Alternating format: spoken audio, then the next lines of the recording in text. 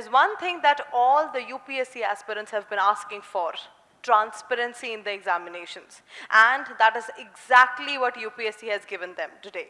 So hello and welcome to Next IAS. My name is Titiksha Pandey, and today I'm going to tell you about this latest notification that has come out from UPSC.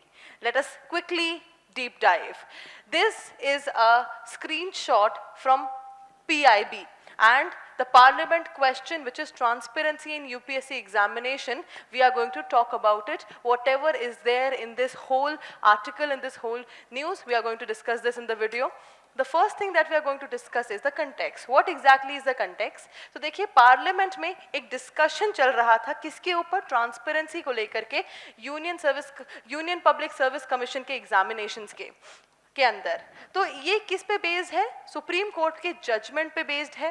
This was answered by the minister Jitendra Singh in Rajya Sabha.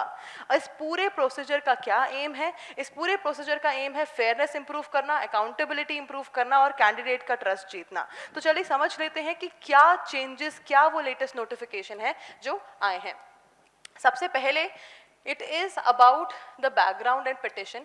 एक petition file किया गया था कि ये जो traditional practice है कि answer keys पूरे पेपर के, पूरा सिविल सर्विसेज एग्जामिनेशन की साइकिल के बाद रिलीज करने का क्या प्रोसीजर है, ये इसके ऊपर सवाल उठाए गए थे एक ट्रेडिशनल प्रैक्टिस के ऊपर. और इसके जो पिटिशनर्स थे वो थे advocate Saroj Tripathi ji and Rajeev Dubey ji. So इन लोगों ने ये पिटिशन डाला था कि क्यों ये आंसर कीज जो है वो लास्ट में दिखाई जाती हैं, क्यों कैंडिडेट्स को क्लैरिटी नहीं मिलती है कि क्या उनका पेपर निकल रहा है या नहीं. आंसर की अगर आपको पहले ही दे दी जाएगी तो आपको एक क्लैरिटी होगी कि CSAT में या GS में how you have performed, right. So that was the whole petition about. The argument was delay जो ये होती है ये प्रिवेंट करती है वेरिफिकेशन को और चैलेंजेस को. And the goal of this whole petition was transparency, fair grievance redressal of the aspirants. अब इसके बाद क्या हुआ है? Ensuring fair evaluation. तो देखिए, यूपीएससी ने बोल दिया है कि कुछ कुछ चेंजेस हम ला रहे हैं, जिसमें पहला चेंज ये है कि हम इंश्योर करेंगे fair evaluation. Inter subject moderation introduced. तो इंटर सब्जेक्ट में मॉडरेशन इंट्रोड्यूस किया गया है. आप देखिए, कुछ कुछ ऑप्शनल सब्जेक्ट्स ऐसे होते हैं जिसमें जो सिलेबस है सिविल सर्विसेज के GS सेक्शन का वो बहुत ज़्यादा ओवरलैप करता है. तो उसमें एक मॉडरेशन इंट्रोड्यूस किया गया है जिसमें कोई भी, किसी भी कैंडिडेट को, किसी भी एस्पिरेंट को किसी भी तरीके की डिसएडवांटेज ना हो. और standardization of in evaluation process. तो एक इवैल्यूएशन प्रोसेस में एक स्टैंडर्डाइजेशन लाया गया है, मतलब जो मार्किंग स्कीम का पैटर्न है वो थोड़ा चेंज किया गया है. और ये जो डिटेल्ड मॉडरेशन है कि जो भी मेथड यूज किया जाएगा यूपीएससी के द्वारा, वो आप यूपीएससी की वेबसाइट पर जाकर के एक बार चेक कर सकते हैं. सेकेंड चीज जो करी है वो ये है कि यूपीएससी की जो प्रोविजनल आंसर की है, जी हाँ, जिसका पूरा पिटिशन जिसके ऊपर फाइल किया गया था, वो अब पहले ही रिलीज कर दी जाएगी. जी हाँ, जैसे ही प्रीलिम्स आपका कंप्लीट हो जाएगा वैसे ही कुछ टाइम में उसके answer keys will be provided to you, that will be released and it will be applicable from CSE prelims 2026 onwards. So this whole thing will be applicable from 2026 onwards and covers all structured examinations. ये जो answer की के release करने का ये जो procedure है, this is for all the structured examinations that UPSC conducts. And final marks कब रिलीज करे जाएंगे?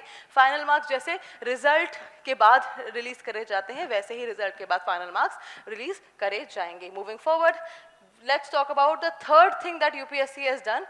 ये कि ये बहुत ही बड़ा एक इम्पॉर्टेंट पॉइंट है जो यूपीएससी ने हाईलाइट किया है कि CSAT जो एक बहुत ही इम्पॉर्टेंट पेपर होता है प्रीलिम्स में, लेकिन क्वालिफाइंग पेपर होता है, इसका पर्पस हमेशा से ये रहा है, यूपीएससी ने बोला है कि मिनिमम एनालिटिकल कंपिटेंस किसी भी कैंडिडेट में होनी चाहिए, किसी भी कैंडिडेट के अंदर एक एनालिटिकल कंपिटेंस होनी चाहिए, इसीलिए इस पेपर को क्वालिफाइंग रखा गया है. लेकिन अब इसकी जो डिफिकल्टी लेवल है वो अलाइन कर दी गई है मैट्रिकुलेशन स्टैंडर्ड्स में. मतलब पहले बहुत सारे एस्पिरेंट्स का ये मानना था कि CSAT का जो पेपर है वो बहुत ही ज़्यादा डिफ़िकल्ट आता है, स्पेशली फॉर ह्यूमैनिटीज़ स्टूडेंट्स. जो ह्यूमैनिटीज़ स्ट्रीम के बच्चे होते हैं उनके लिए it becomes very difficult. So now that has been changed and the matriculation standards के लेवल में उसकी डिफ़िकल्टी अलाइन करी जाएगी, जिस हिसाब से कि CSAT will be a lot more easier now than it was earlier. Okay, and this is the focus is basic aptitude, not ranking. CSAT में ranking पे focus नहीं है, basic aptitude में focus है. पहले तो ये बोला जा रहा था, कुछ बच्चे ये डिमांड कर रहे थे कि सीसैट को पूरी तरीके से हटा दिया जाए, लेकिन यूपीएससी ने बोला कि नहीं, CSAT is also a very, very important paper because aptitude should be there. If you have that aptitude of a civil servant, they should know about it, right? So that is why the difficulty level has come to matriculation standards. So, and the last thing that UPSC has done for you is grievance redressal mechanisms. तो मैंने जैसा आपको बोला था कि petition जो डाला गया था, उस petition में ये था कि उसका focus aim ये था कि grievances का redressal हो, जो भी बच्चों की grievances हैं उनको address किया जाए. तो कैसे किया जा रहा है वो? Launch of question paper representation portal, QP Rep.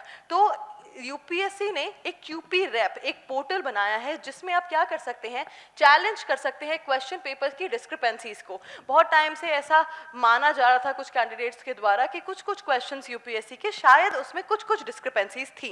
तो वहाँ पे अगर आपको ऐसा लगता है तो ये भी आप चैलेंज कर सकते हैं, और प्रोविजनल आंसर कीज में भी अगर आपको लगता है कि कुछ डिस्क्रिपेंसीज थी तो वो भी आप चैलेंज कर सकते हैं. एंड एडिशनल चैनल एक और बनाया जा रहा है which is CP Grams portal. So एक CP Grams पोर्टल भी एडिशनल चैनल बनाया जा रहा है और ईमेल्स के थ्रू भी आप कांटेक्ट कर सकते हैं सिविल सर्विसेज एग्जाम को directly. And effective from 2026 onwards, all that we're talking about today will be effective from this year 2026 examinations onwards. So this was the whole notification that we have addressed.